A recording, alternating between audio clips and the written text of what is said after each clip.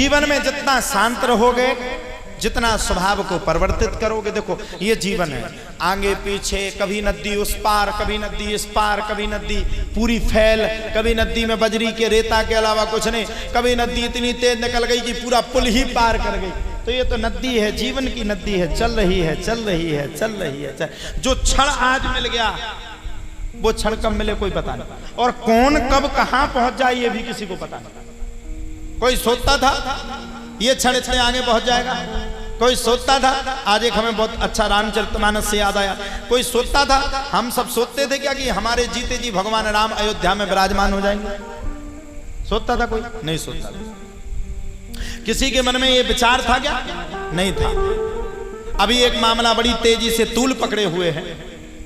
वैसे हम किसी पार्टी के प्रचारक नहीं हैं, हम तो हनुमान जी के सेवक हैं, लेकिन अभी हमने सुना है कि राम मंदिर में चंदा चोरी का मामला चल रहा है।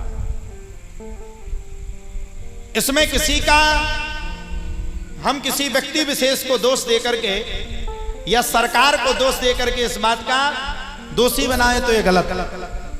जिन भी अभिव्यक्ति ने भगवान राम के चंदा की चोरी की है, ऐसे लोगों को पकड़ करके जेल में डालना चाहिए और सख्त से सख्त सजा देनी चाहिए, क्योंकि जिनने राम को नहीं छोड़ा वो दुनिया को कोई छोड़ने वाले हैं क्या?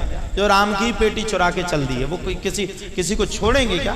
और हम ये नहीं कह रहे किसी पार्टी की कोई पार्टी गलत नहीं, पार्टी थोड़ी गलत है। वो तो राम राज्य आया तब भगवान की कृपा हुई जब अयोध्या में भगवान विराजे। अब ये मत कहना कि बाबा बीजेपी का स्टार प्रचारक है, बाबा किसी भी पार्टी का प्रचारक नहीं, लेकिन बाबा सिर्फ यह कह रहा है जब राम राज्य आया तब ना राम आए।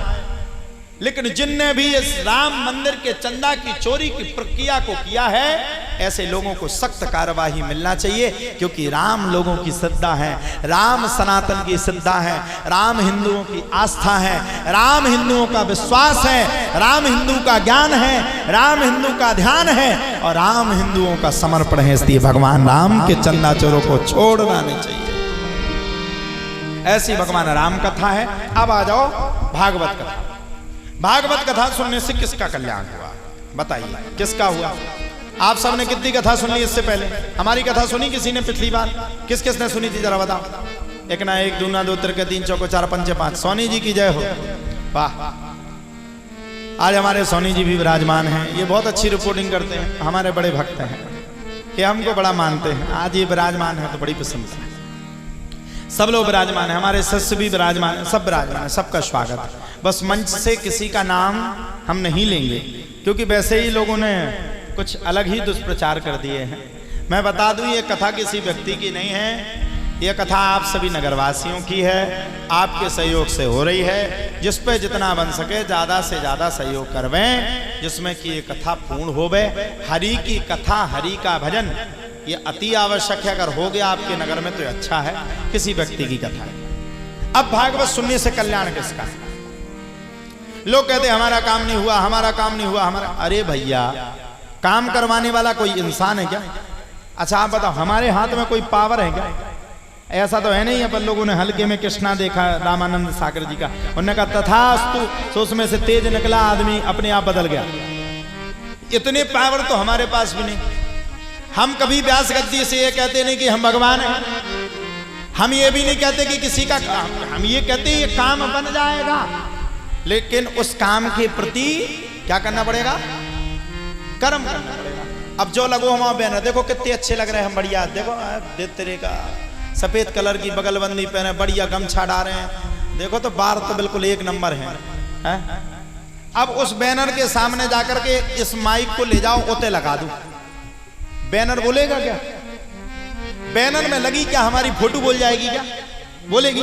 बताओ, अगर बैनर की फोटो बोल जाए तो एक बैनर छपवा के व्यास गद्दी पे रख दो, नहीं बोलेगी। क्या बोलेगी? कर्म प्रधान विश्व कर राखा, जो जस कर फल चाखा। क्या बोलेगा? कर्म अच्छा करना पड़ेगा, सत्कर्म अच्छा करना पड़ेगा, तब ना जाके कल्याण होगा। ऋषि महाराज के हाथ में होता तो हम झोली भर भर के दे देते, ले तुम्हारा काम बन जाए, ले तुम्हारा काम बन जाए। भैया मेरे हाथ में कछु नाए हैं, हाथ में तो हनुमान जी के, बांके बिहारी के और राम राजा सरकार के हाथ में है। मैं तो सिर्फ में जुड़ा रहा हूँ।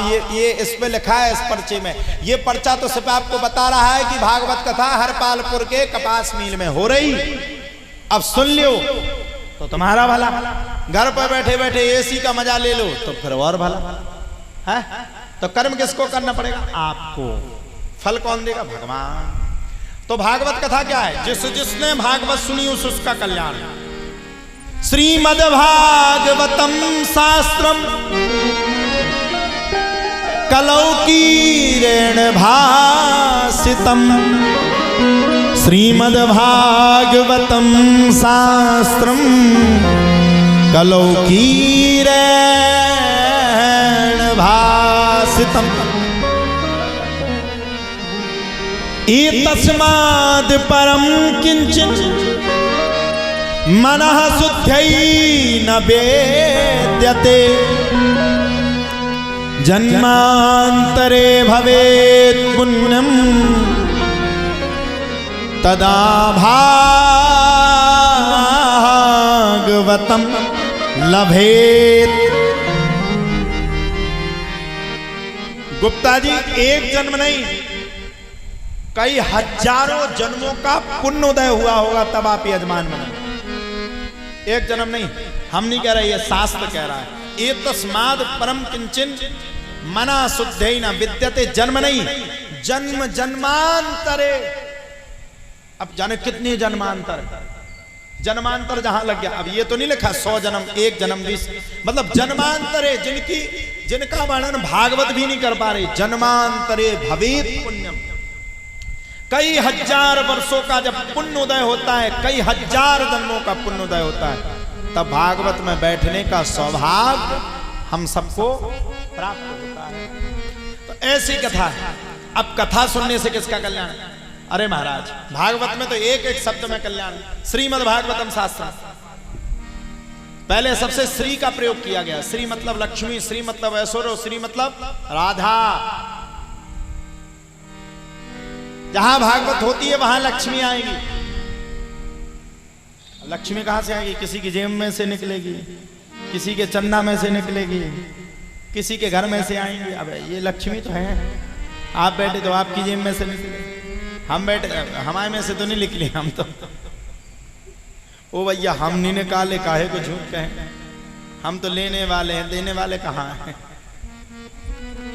अगर 2-4 भागवतों में हमने दिया, हमें तो अपना घर बार सब बेचना पड़ेगा। हमारे पिताजी वैसे ही कहते, ये रहने वाला तो बचा रहने देना, बाकी तो पता नहीं तुझे क्या करना है। लक्ष्मी आएगी।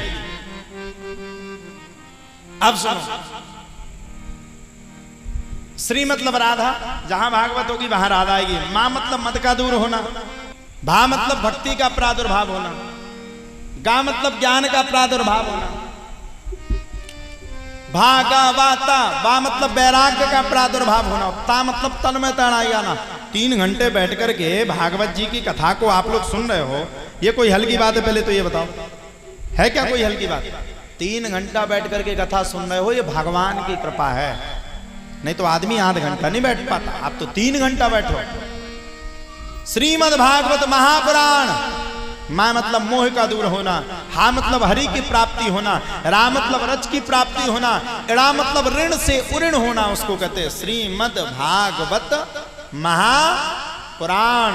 जो ऐसे पुराण की कथा को महाराज जी सुनता है या श्रवण करता है, उसके जीवन का कल्याण हो जाता है।